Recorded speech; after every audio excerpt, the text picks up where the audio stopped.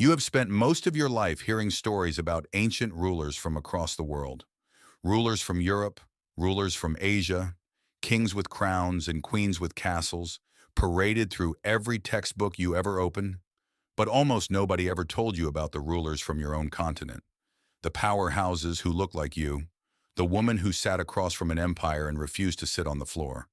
Her name was Nzinga Mbande, and the real story of how she humiliated a colonial governor without raising a single weapon is far stranger than anything you were taught in school. Picture the year 1622. The place is Luanda, on the coast of what is now Angola. A Portuguese governor named João Correia de Sousa sits on an ornately carved chair raised above the floor. Across from him, a delegation from the kingdom of Ndongo has come to negotiate peace. There is only one chair in the room. The Ndongo delegates are expected to kneel on a mat at the governor's feet. This is not an accident. It is a message. Sit low, and you will always feel small. Nzinga does not kneel. She turns to one of her own attendants, motions for the man to get down on his hands and knees, and sits on his back as if he were a chair. Her spine is straight. Her eyes are level with the governor's. In one motion, she has erased the entire point of the room's furniture. The negotiation has not even started, and she has already won the first argument without saying a single word. Why does a piece of furniture matter this much? Your brain answers that question every single day, even now. Status, to a human mind, is rarely about the actual object in front of you. It is about what the object signals. A raised chair says, "I am above you." A floor mat says, "Know your place."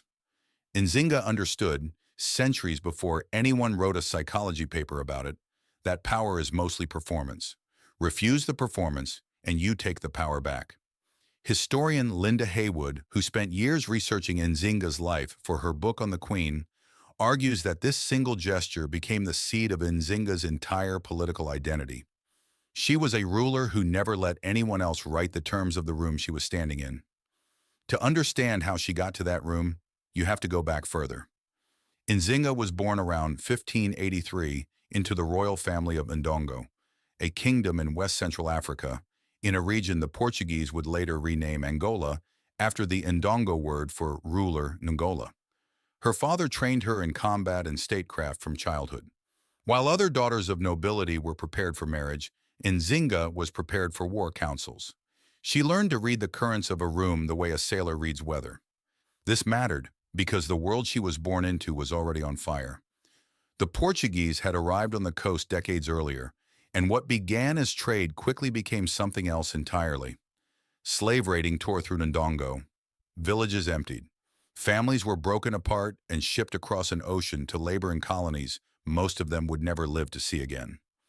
By the time Nzinga reached adulthood, her homeland was a kingdom under siege, squeezed between European guns and rival African states who had made their own uneasy alliances with the invaders. Nzinga's own father seemed to sense early on that this daughter was not built for the sidelines. While sons were the expected heirs, she was the one allowed into the war councils, the one taught to think several moves ahead in negotiations the way a chess player reads an opponent's whole board instead of the next move.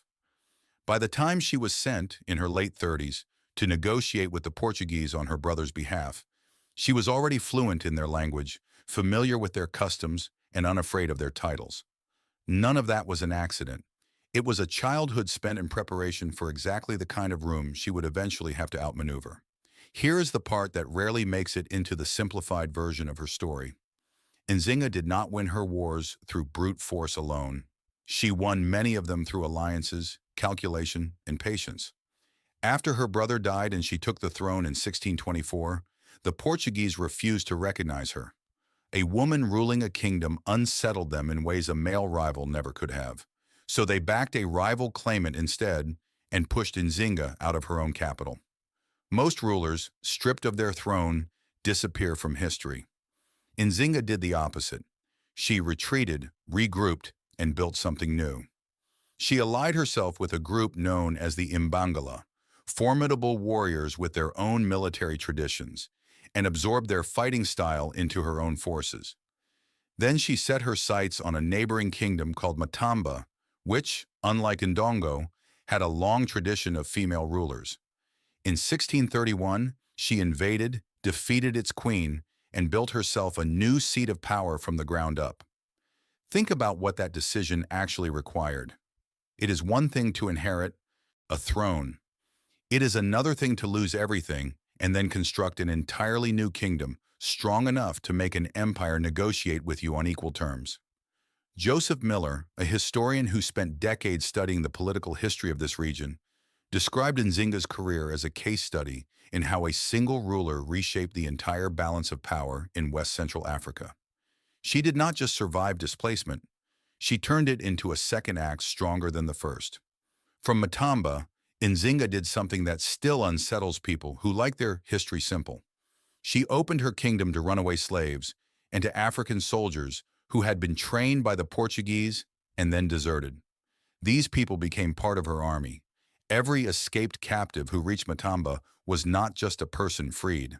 They were a soldier added to the force working against the very system that had enslaved them. The Portuguese had built an economy on broken families. Nzinga built an army out of the very people that economy had tried to break. Did she make morally complicated choices along the way? Yes. She fought wars, formed shifting alliances, and at different points traded with the same colonial powers she resisted, including a controversial alliance with the Dutch in the 1640s when they briefly seized the colonial capital from the Portuguese. Historian John Thornton, whose research focused on political power in Central African kingdoms, has written about how female rulers in this region navigated legitimacy in ways that defied simple European categories of monarchy. Nzinga was not a flawless symbol. She was a political operator playing a brutal, high-stakes game with the tools available to her, in an era when refusing to play meant annihilation. For 3 decades, the war between Nzinga and Portugal dragged on. She lost battles, she lost territory. At one point, she was nearly driven entirely out of her kingdom, her army devastated, her allies scattered, and every time she found a way back. Consider what endurance actually looks like at that scale. This was not a single dramatic battle that decided everything in an afternoon. It was decade after decade of small defeats and small recoveries, of treaties signed and broken, of alliances built and abandoned when they stopped being useful. In the 1640s, when the Dutch seized the Portuguese colonial capital of Luanda, Nzinga saw an opening and took it, joining forces with this new European power against her old enemy. For a brief window, it looked as though the balance might finally tip in her favor. It did not last. By 1648, the Portuguese had retaken Luanda, and Nzinga's Dutch allies were gone, leaving her once again to face the same empire alone. Most people, after a setback like that, would call it quits. Nzinga called it Tuesday. She withdrew to Matamba, regrouped her forces, and kept negotiating, kept pressuring, kept waiting for the next opening. This is the part of her story that rarely gets the spotlight, because endurance is harder to animate than a battlefield charge. But endurance is exactly what wore the empire down. By the 1650s, after roughly 25 years of grinding conflict, she finally secured something her brother's generation never managed.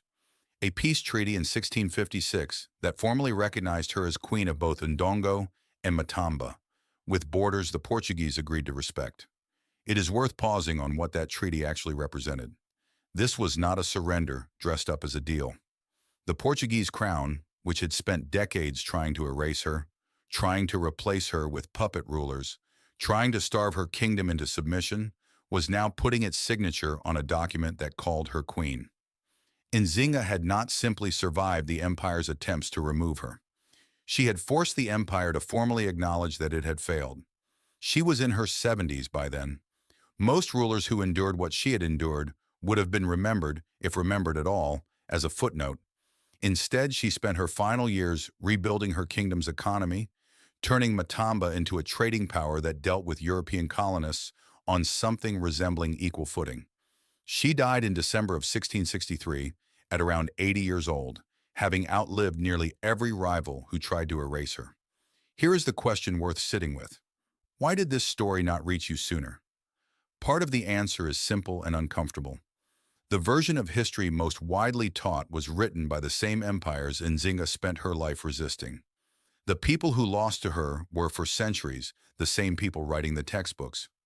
A queen who outnegotiated, outfought, and outlived the colonial project on her own terms is not a story that flatters the colonizer. So for a long time, it was simply left out. But here is the part that should land closer to home than you expect. You have probably never sat on another person's back to avoid kneeling in front of a powerful stranger. But you have almost certainly felt that same instinct Nzinga felt in that room. The instinct to refuse a situation that was designed to make you feel small. Maybe it was a meeting where you weren't given a seat at the table. Maybe it was a moment where someone expected you to shrink so they could feel bigger. The chair Nzinga rejected in 1622 still shows up in different shapes, in different rooms today.